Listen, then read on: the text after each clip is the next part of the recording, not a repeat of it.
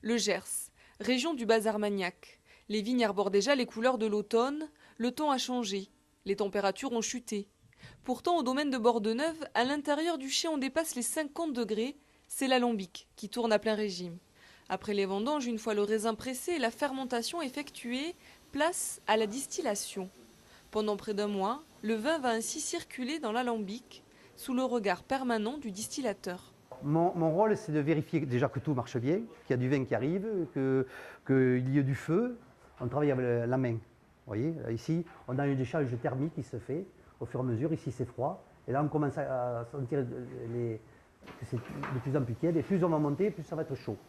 Une histoire d'amour entre le vin et le feu. Les vapeurs d'alcool de retour dans le vin sont imprégnées de parfums de prune, d'épices. Une fois la distillation terminée, l'Armagnac vieillira tranquillement dans des fûts de chêne pendant au moins 4 ans. La famille Gouache a remis en marche ce domaine de 18 hectares il y a plus de 35 ans.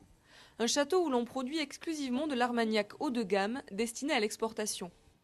C'est un défi qu'on s'est donné, l'export. C'est un produit moins connu que le cognac et les importateurs souvent le découvrent avec beaucoup de plaisir et le considèrent en fait comme un produit nouveau. Alors que paradoxalement, c'est un produit qui a quand même plus de 700 ans.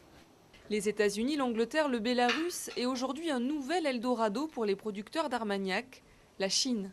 Le marché chinois pour l'Armagnac sera probablement le premier marché d'exportation cette année 2011.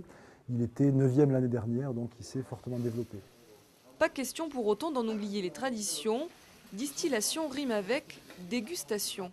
Ici, au pied de l'alambic, le brûlot, savant mélange d'armagnac, de citron, d'orange, saupoudré de cannelle, vanille et sucre. Bon, les amis, c'est l'heure du brûlot, hein. Un breuvage qui n'aura pas fait long feu.